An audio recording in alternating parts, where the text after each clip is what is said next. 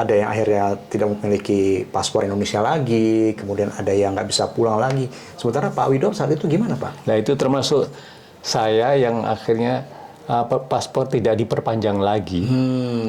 Karena saya kan dikirim oleh Soekarno. Iya. Terus di Indonesia kan terjadi problem antara Soekarno dan Soeharto waktu itu. Betul. Nah, di mana saya harus memihak. Iya.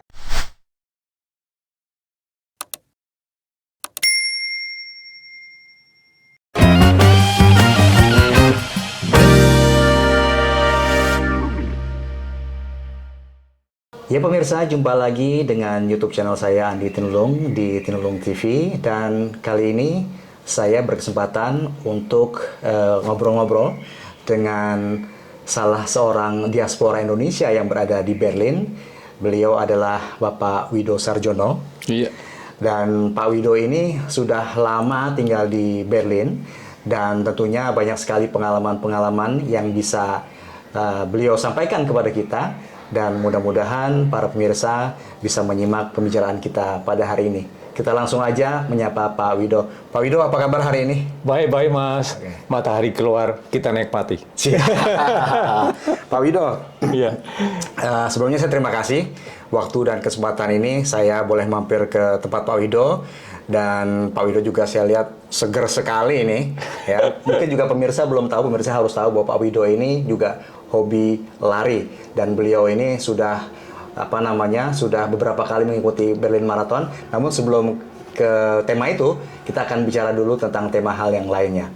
Pak, hari ini udah ngapain aja, Pak? Saya hari ini hanya ngegim di rumah. istirahat. Di rumah, ya. Nggak harus lari-lari selalu. Oke. Terima kasih Mas Adi mau datang ke sini. Suatu Sama-sama. kehormatan buat saya. Saya juga terima kasih, sampai Pak. dapat perhatian seperti ini. Siap. Saya tidak tahu Habaidah seperti ini. Pak Wido kan sudah lama tinggal di Jerman ya. Mungkin Pak Wido bisa cerita ke kita nih, sehingga juga pemirsa bisa tahu, bisa dengar. Kapan sih tepatnya Pak Wido ini ke Jerman? Saya meninggalkan Indonesia Oktober tanggal 10 tahun 65. Tahun 65? Iya. Oke. Waktu itu saya tidak sendiri, kami satu grup yang dapat kesempatan untuk belajar di DDR. Oh, di Jerman Timur Di ya? Jerman Timur, di Jerman Timur. Jadi kami dari Indonesia terus langsung ke Jerman Timur untuk sekolah di sana. Iya, untuk sekolah di sana. Kemudian berapa lama Pak Wido berada di Jerman Timur untuk sekolah pada saat itu? Di Jerman Timur saya mulainya jadi tahun 65. Terus kemudian tahun 73 saya meninggalkan Jerman Timur. Saya pindah ke Berlin Barat. Ya. Berarti kalau begitu pada saat itu Bapak dapat yang dulu ada program dari Presiden Soekarno ya, Pak ya? Iya, betul. Waktu itu kan zamannya pemerintahan Soekarno. Jadi kami juga dikirim dari Kementerian Pendidikan. Zamannya Soekarno. Dulu kan banyak yang dikirim ke Rusia, ke Czechoslovakia, banyak yang dari tim ke Poland, dan saya kok dapat bahagia sekali dapat bagian ke Jerman Timur, Mas. Meskipun Timur, tapi kan Jerman itu ya. Terus pada saat datang dulu, kira-kira gimana Pak kondisinya saat itu? Kan Bapak dari Indonesia di mana, Pak? Dari Indonesia saya dari Salatiga. Dari Salatiga. Berangkatnya dari Jakarta. Kan Bapak dari Salatiga, terus langsung ke Eropa, ke Berlin Timur. Rasanya gimana sih? Ya, saya itu kan belum pernah sebetulnya ke luar negeri itu kan belum pernah, dan itu kan itu baru pertama kalinya saya itu ke Eropa. Ya, dengan sendirinya, tapi bayangan saya lain kan Eropa gitu semuanya. Tapi di Jerman Timur itu kan situasinya lain kan. Jerman Timur kan negara komunis jadi lain lah secara situasi hidup, situasi ekonomi, kehidupan. Tetapi saya ya masih beruntung lah meskipun ke Jerman Timur juga. Nah, setelah Bapak sekolah dulu di Jerman Timur, lalu kemudian kenapa pindah ke Jerman Barat, Pak? Apakah memang karena salah satu dari program belajar tersebut atau gimana? Bukan, itu keputusan privat saya, privat kami sendiri. Oke. Karena kami merasa di Jerman Timur itu kebebasan hidup itu kurang, jadi kebebasan kemerdekaan kurang. Dan saya juga waktu tinggal di Jerman Timur itu, di Berlin Timur itu kan sering ke Berlin Barat. Itu dia yang memprovokasi kayaknya di Berlin Barat lebih ramai gitu kali ya. Ekonominya juga lebih tinggi, ekonomi dan kemajuannya juga lebih tinggi, kehidupannya juga lebih tinggi. Dengan sendirinya orang, saya waktu itu memilih untuk pindah ke Berlin Barat. Sangat interesan sekali. Itu yang memprovokasi saya. Oke. Jadi memang pindah dari Berlin Timur ke Berlin Barat karena memang Berlin Barat terlihat wah gitu. Kehidupannya lebih mewah lah. Meskipun sebetulnya di Jerman Timur itu kebutuhan hidup itu cukup semuanya. Kebutuhan hidup itu cukup semuanya. Tapi ya namanya juga manusia, setelah dibanding-bandingkan ada yang lebih bagus lagi. Dan saya kan ada kemungkinan untuk bisa pindah ya. Kenapa enggak? Pindah itu aja sebetulnya. Setelah Bapak pindah ke Berlin Barat, lalu kemudian di Berlin Barat apa awal-awal yang dulu Bapak kerjakan? Masih melanjutkan sekolah atau bekerja? Akhirnya saya untuk hidup. Kan waktu itu juga zaman waktu itu untuk cari kerjaan kan gampang saja, bukan problem ya. Saya kerja di mana aja. Terus akhirnya kerja sebagai taxi driver saya dulu, sampai lama juga sebagai driver. Terus sesudah kerja taxi driver cukup, taunya ada teman yang menawarkan ke kita, saudara dan teman menawarkan sama kita, marikah kita kalau bikin restoran Indonesia bagaimana, begitu. Jadi itu awal mula bikin restoran. Itu. Jadi akhirnya ide yang bagus juga. Pertama itu saingan juga tidak ada, dan kemampuan ada, tapi untuk membuat seperti itu. Ini pas sebelum kita masuk ke restoran, pada saat itu kan yang saya tahu kalau mahasiswa yang disekolahkan oleh Presiden Soekarno saat itu kan setelah beliau diturunkan atau inilah sudah tidak memerintah lagi, ya kan? Kemudian ada pergolakan politik kan saat itu, Pak. Dan saya dengar pada saat itu para mahasiswa Indonesia saat itu yang memang disekolahkan oleh Presiden Soekarno akhirnya ada yang ada yang akhirnya tidak memiliki paspor Indonesia lagi, kemudian ada yang nggak bisa pulang lagi. Sementara Pak Wido saat itu gimana, Pak? Nah, itu termasuk saya yang akhirnya paspor tidak diperpanjang lagi. Karena saya kan dikirim oleh Soekarno, terus di Indonesia kan terjadi problem antara Soekarno dan Soeharto waktu itu. Nah, di mana saya harus memihak. Saya harus memihak Soeharto. Kalau tidak memihak, tidak bisa diperpanjang paspor. Jadi waktu itu tidak ada pilihan, tapi saya memang masih mencintai Soekarno.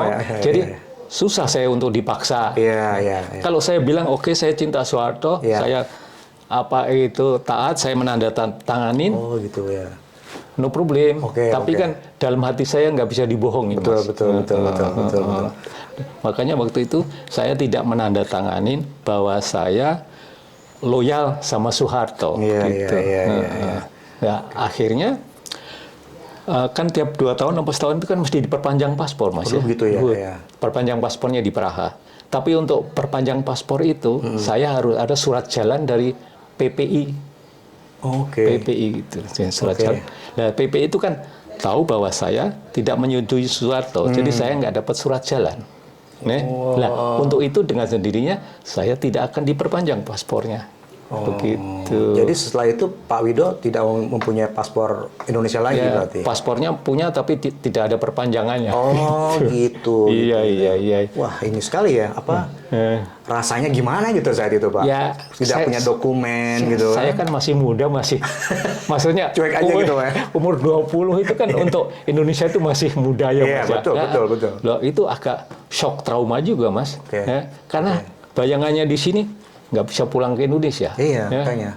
Siapa yang tidak shock kayak Iya, gitu iya, ya. Jadi ada sebagian depresi, ada sebagian shock, ada deprimate itu yang mesti saya alamin. Iya. Karena saya nggak bisa membayangkan lagi tidak bisa pulang ke Indonesia ketemu sama Keluarga. saudara sama Iya. ayah orang tua nih. Itu yang membuat saya kira bukan problem saya, yang lain-lain juga. Yang lain-lain juga. Beberapa mahasiswa yang dikirim oleh Soekarno pada saat itu Pak ya. Iya kan begitu. Sangat berat berarti kehidupan pada saat itu ya. Iya, tapi maksudnya itu berat dalam soal psikis Iya, saja ya. iya. Kalau finansial enggak kan, Iya. kan kita dikasih itu beasiswa sama pemerintah Jerman Timur nih maksudnya. Oke Pak.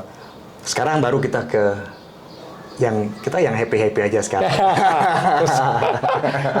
Ganti-ganti. Kita ganti-ganti.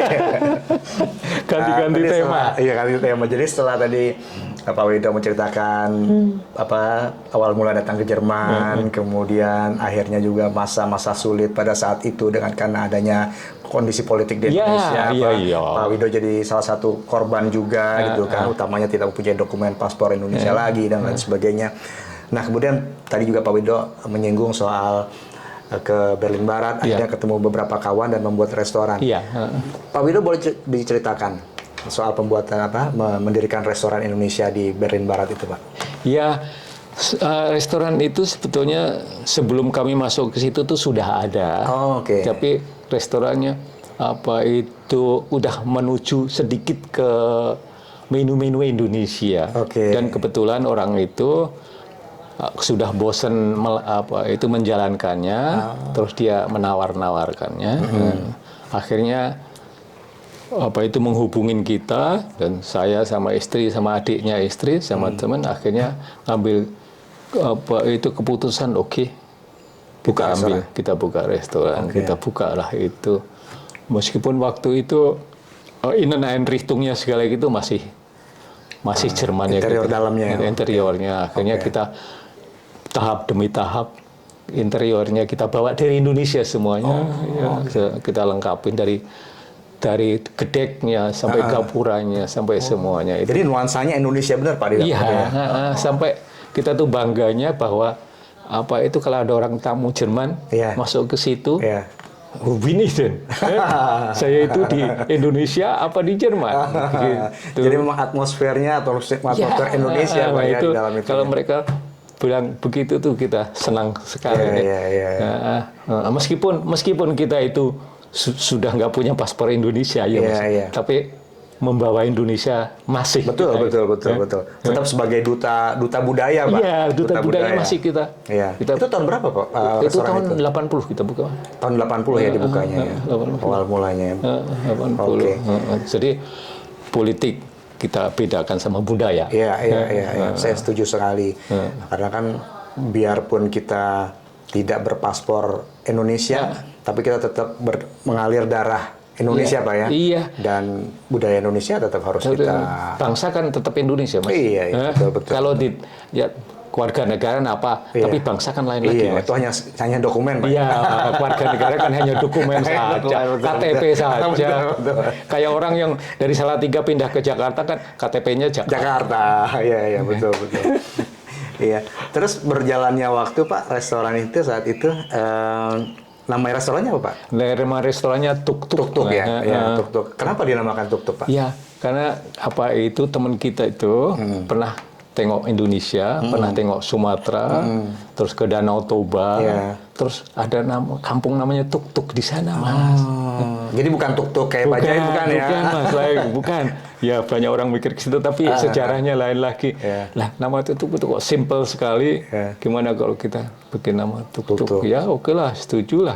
Jadi nama kampung yang Danau Toba itu. Oke, jadi itu sebabnya kenapa diberi nama Tuk-Tuk. Ya, Pada saat itu Pak Wido dengan kawan itu berapa orang Pak? kita berempat. Berempat ya. Itu orang Jerman semua? Orang Jerman satu. Orang Jerman satu. Saya, istri saya, sama adik istri saya. Jadi berempat. Oke. Berempat. Oke. Dan ibu berarti memasak Pak? Bagian chef kochnya? Ibu yang masak ada. Ibu chefinnya. Saya waiternya. Saya waiternya. Waitersnya merangkap ownernya, Pak ya? Iya, waiternya lah. Iya. Pada saat itu restoran kalau bisa dibilang sangat maju, Pak. Iya. Kemudian yang saya ketahui juga bahwa kemudian Pak Wido melepaskan restoran itu atau menjual restoran itu kepada juga orang Indonesia. Itu alasannya kenapa Pak?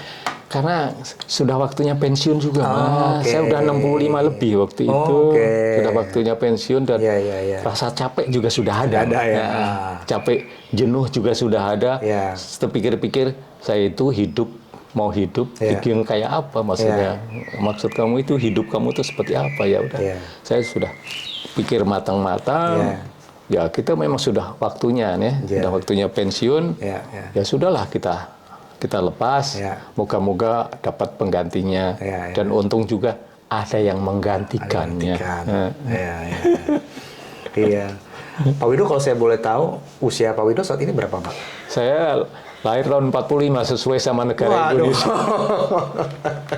sesuai dengan negara Indonesia. Iya, sesuai hampir 80 ya. Tidak nampak dan beliau ini masih energik, masih sehat. Yang saya tahu juga Pak Wido ini hobinya berlari seperti yang tadi saya sampaikan di awal dan kebetulan beliau ini juga panutan saya karena saya banyak belajar dari beliau karena saya juga berlari, kita sama-sama di satu kelompok lari masyarakat Indonesia yang ada di Berlin ini.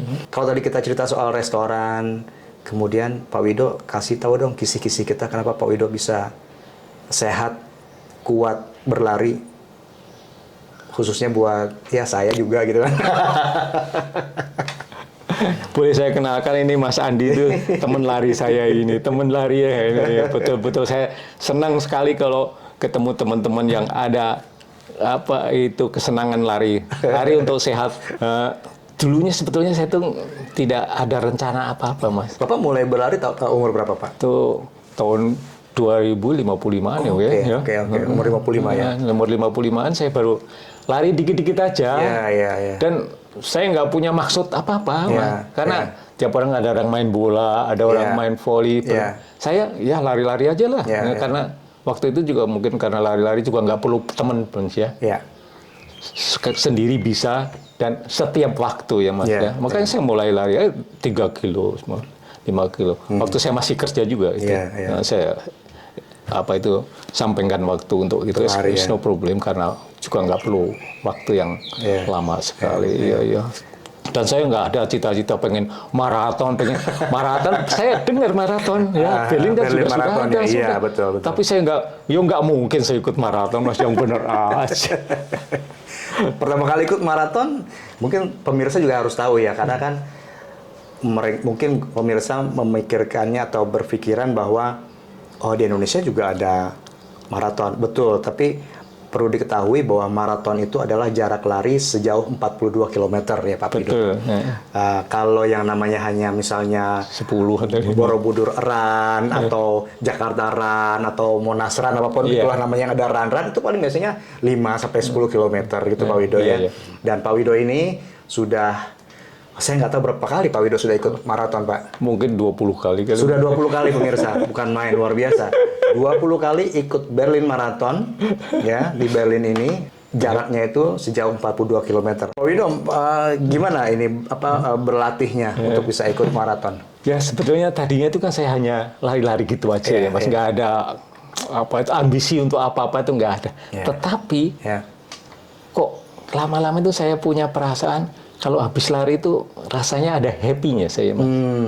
Sampai di rumah tuh ada happy. Nah, itu yang mungkin yang melanjutkan saya untuk lari terus ya, Mas. Nah, terus saya dulu tuh tiap tahun mau menjelang musim dingin itu selalu flu saya, Mas. Selalu flu. Sebelum lari itu Pak? Sebelum lari itu. Oke. Nah, terus sesudah lari-lari itu kan saya larinya bukan hanya summertime saja, Iya. tapi kan juga musim dingin, Iya. musim itu kan lari. Iya, iya. Kok hilang saya itu Mas? Jadi apa itu imun saya kelihatannya mungkin tinggi gitu Iya, ya. iya, iya. Nah, dari itulah yang saya meneruskan. Saya meneruskan lari. Ya. Tanpa mikir maraton loh Mas. Iya, Ya, iya. tanpa mikir maraton, saya meneruskan lari. Gitu. Nah terus lama-lama saya tuh ditegur sama tetangga. Kamu nggak ikut maraton? Wah, maraton saya maraton yang bener aja saya bilang gitu. Kan maraton seperti bilang Mas yang sini yang dimaksud maraton tuh 42 kilo. Iya, Maraton iya kamu bisa lah, bisa coba. Ya sudah, saya daftar Mas. Saya daftar. Pertama yang bulan April itu half maraton. Ya. Loh, lulus biasa aja. Oh, bukan main, luar biasa. Nah, terus untuk September saya 42. Iya. Orang yang bilang seperti yang ceritakan tadi katanya di kilometer 30 itu apa itu gegendiwan, apa itu melawan tembok katanya gitu. Iya. Saya di kilometer 30 Masih biasa aja. masih mana ya? Baru kilometer 37 kerasa pegel-pegel. Nah, ini mungkin karena apa itu profesi saya dulu kan sebagai apa itu pelayan restoran yang saya itu jalan 8 jam itu meskipun pace-nya nggak ada, tapi stand festivitnya itu ketahanan kaki saya itu dilatih di situ. Nah, itu kemungkinan yang kuncinya juga Mas itu. Jadi secara nggak langsung tuh kilometer tiap minggunya. Gitu. Oke. Pak Wido setelah ikut maraton yang pertama kali, kemudian terpikir lagi untuk ikut maraton berikutnya, Pak? Iya, kok pikirannya itu kok udah self Stanley ya, bahwa saya daftar lagi gitu. Keenakan gitu. Keenakan. Pertama mungkin karena saya tinggalnya di sini, terus startnya kan cuma di situ, Mas. Iya. Itu juga yang mungkin membuat saya semangat ya. Semangat dan keharusan lah. Yang bener aja orang tinggalnya di sini, itu startnya itu nggak ikut udah lah. Kebangetan gitu. Nah itu. Jadi Pak Wido ikut maraton pertama kali tahun 2005. Tahun 2005. Terakhir ya tahun lalu ya? Tahun yang lalu. Dari tahun 2005 sampai dengan tahun 2023, Pak Wido ini ikut Berlin Marathon sejauh 42 km. Silakan pemirsa mikir sendiri ya, bagaimana stamina beliau ini. Ya begitu kuat, hebat. Ngomong-ngomong Pak Wido, latihannya gimana sih? Latihannya ya, makanya saya tuh ambil kesimpulan waktu saya kerja di restoran itu, bahwa latihan ketahanan itu yang saya utamakan. Dan ketahanan itu, saya pikir-pikir itu banyaknya kilometer di tiap minggunya itu ya. Jadi bukan, saya nggak pernah mikir pace, segala pace itu masih belum ngerti atau artinya apa ya. Saya hanya mikir kilometernya saja tiap minggu, jadi banyak. Itu, ya itulah kelihatannya yang akhirnya membuat saya masih kuat lari itu. Dan sesudah saya tidak kerja di restoran lagi karena saya pensiun itu saya perhatikan kilometer itu. Karena Valen kan itu jalan kaki di restorannya itu kan udah nggak ada lagi. Jadi harus saya ganti kilometer banyaknya seminggunya itu. Jadi seminggu itu minimal berapa kilometer harus lari, Pak? Ya, nggak harus ya, Pak? Ya, maksudnya itu 40-50 itu udah normal lah seminggu. 40 baru nanti kalau udah 2 bulan sebelum maraton gitu ya baru 60-70 gitulah. Tapi saya banyak waktu, Mas. Sebetulnya saya itu nggak ada keistimewaan sama sekali loh Mas saya itu ya. Jadi jangan para pemirsa jangan menyangka bahwa saya itu sportler.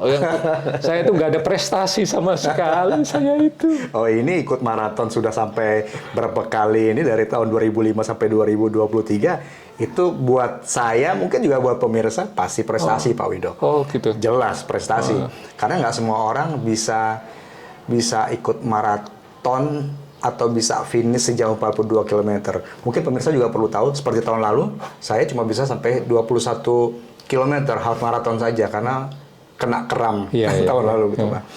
Ya selain ikut maraton Berlin Marathon ini Pak Wido pernah nggak ikut maraton di di negara lain atau di Enggak, Indonesia di misalnya? negara lain enggak, tapi di Indonesia saya. Oh, pernah ikut juga, Pak? Saya Jakarta Marathon saya pernah ikut 3 kali. Wah, tuh. Kan? Borobudur Marathon 1 kali. Waduh. Ya Bukan itu. main ini. Tapi memang berat. Jadi untuk pelari-pelari maraton di Indonesia saya angkat topi. Karena perbandingannya dibandingin sama maraton di Berlin itu bukan apa-apanya ya. Di sini kan nyaman, cuacanya di mana-mana dipasang AC di luar nih. Iya, jadi memang cuacanya agak dingin, sejuk Dingin, gitu ya. Kalau di Indonesia lembab ya. Jadi Panas 38, Betul, 30. Kalau di sini misalnya 38 derajat, Iya. mungkin itu dibatalkan itu maraton. Iya, nggak jadi. Tapi di Indonesia jalan. Jadi wah saya salut sama pelari-pelari maraton Indonesia. makanya kalau pelari maraton Indonesia yang datang ke sini ikut Berlin Marathon kayaknya enak banget gitu ya. Enak banget. Apalagi flat jalannya Wah, gitu ya, Pak jalannya ya. flat, semuanya kosong, apa Iya, itu iya. free ya, Iya, semuanya iya, itu. iya. Jadi nggak dimarahin sama tukang ojek. Iya, betul. Iya, kalau di Indonesia tuh bisa pernah juga ikut run doang yang 10 km. Itu udah jam 7 tuh rasanya udah panas. Wah, Jam sudah 7 pagi tuh pastilah, ya. iya. Biasanya mulainya jam habis subuh tuh jam 5 gitu. Terus lari jam 7 tuh udah panas. Belum lagi kadang-kadang ada mobil di sebelahnya gitu. Iya, itu yang memang kurang nyaman. Sarananya lain di sini, makanya bahwa saya kuat itu mungkin karena sarananya tuh enteng saja. Enggak juga sih Pak Wido. Kalau yang enteng karena Pak Wido udah sering pastinya enteng, terus latihannya seminggu bisa sampai 50 kilo. Kalau saya kan seminggu paling cuma 20 kilo masih. Ya, saya tahu Mas kan situasinya lain lagi, tiap orang. Dan Mas masih terlalu muda mungkin. Nanti kalau udah ada pasti akan lebih bisa dari saya. Amin. Saya senang sekali kalau ada yang menggantikan saya nantinya. Pak Wido selain apa kegiatan berlari, ada nggak kegiatan lainnya Pak Wido sehari-hari? Kan di masa pensiun ini kalau cuma di rumah aja pasti bosen dong Pak. Iya. Yo, sebetulnya saya yang utamakan ya hanya kesehatan badan aja ya. Tapi untuk menjaga kesehatan badan itu saya tidak hanya lari saja, saya pull up juga, gimnastik di rumah untuk memperkuat otot-otot.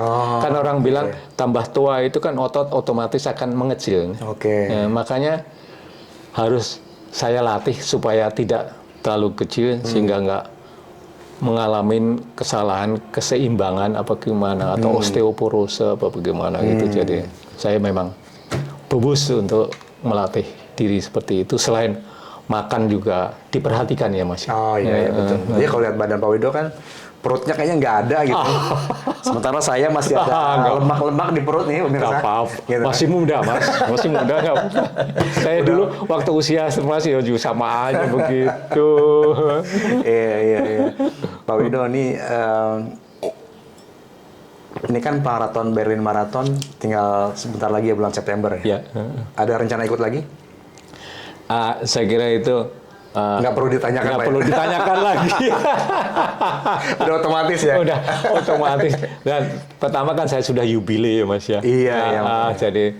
Jadi udah otomatis terdaftar ya. Dan otomatis ikut itu. Kalau nggak ikut itu rasanya saya nggak bisa membayangkan. Ya mudah-mudahan Pak Wido sehat terus. Iya. Jadi nanti maraton masih bisa finish strong gitu kan. Finish strong iya. Itu yang saya bunsen yang saya inginkan. Saya hanya ingin sampai dengan senang hati saja. Waktu bukan tema buat saya.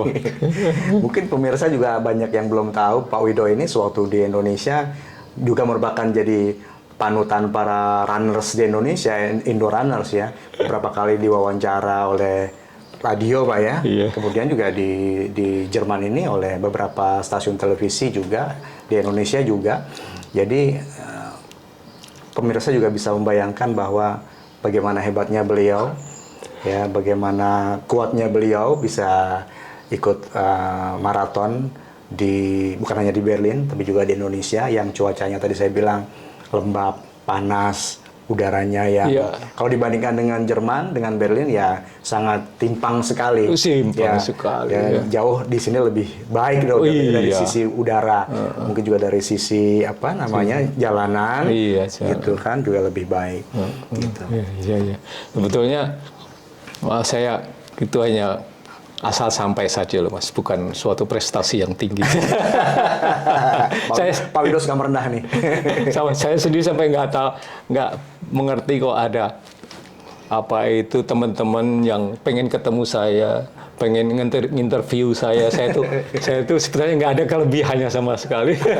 Setiap orang itu akan bisa seperti saya, menurut saya ya. Yeah. Karena syarat-syaratnya itu saya pikir waktu, kesabaran, dan konsisten. Hanya itu. Waktu, kesabaran dan konsisten. Dan itu setiap orang punya kalau mau. Kalau saya mau jadi pelari seperti Usain Bolt itu udah nggak mungkin kan. Betul. Tapi untuk lari seperti saya itu setiap orang bisa sebetulnya. Jadi bukan suatu hal yang istimewa di diri saya ini. Pak Widodo, obrolan kita sangat menarik hari ini. Mungkin ada hal-hal yang lain Pak Widodo ingin sampaikan buat pemirsa. Ya, moga-moga obrolan kami berdua ini sama Mas Pelari juga ini akan berguna untuk kalian semuanya. Dan saya hanya ingin pesan bahwa kalau sudah usia agak tua, itu saya baru merasakan bahwa kesehatan itu adalah kekayaan yang utama. Yang lainnya sudah to forget, udah lupakan. Tapi kesehatan itu yang utama. Betul. Dan saya kebetulan saya itu diberi kesehatan di usia saya seperti ini, saya nikmati sekali. Hanya itu. Salam sehat semuanya. Salam lari-lari. Pak Widodo, terima kasih banyak atas waktunya hari ini. Memberikan kesempatan saya boleh mampir ke tempat beliau, bisa berkunjung sowan ke rumah beliau, dan juga bisa kita ngobrol sama-sama untuk YouTube channel saya. Sekali lagi terima kasih Pak Widodo. Terima kasih juga untuk Ibu atas hidangannya hari ini juga. Sebetulnya saya juga sangat terima kasih sekali dapat kehormatan seperti ini. Sama-sama Pak Widodo. Baik pemirsa, itulah obrolan saya dengan Pak Widodo Sarjono yang sudah mempunyai banyak sekali pengalaman di Jerman ini, khususnya di Berlin. Mulai dari tahun 65 tadi beliau datang ke Berlin, dan juga sekali lagi beliau ini adalah pelari maraton. Dan beliau walaupun di usia yang sudah hampir 80, tapi fisik beliau masih sehat, dan beliau tampak awet muda kalau pemirsa melihat beliau. Kita berjumpa lagi di episode yang akan datang. Terima kasih dan salam sehat selalu.